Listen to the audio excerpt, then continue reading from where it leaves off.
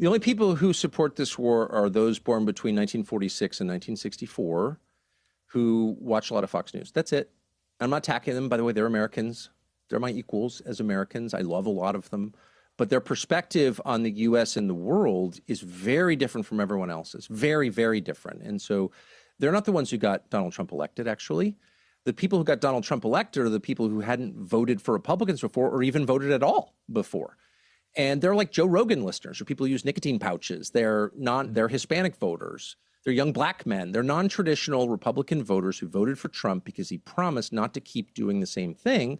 And one of the things he promised not to do again was to hand operational authority over to Benjamin Netanyahu, as other presidents have. We don't want any more of that. Why would we?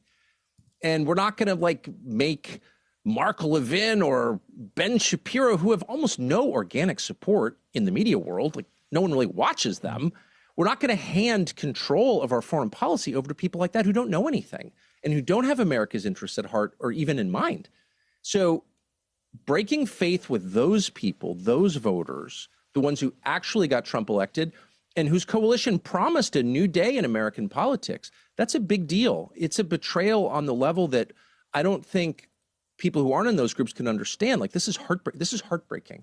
And by the way, a lot of those people really like Trump. They like his style. They think he's hilarious. He's brave.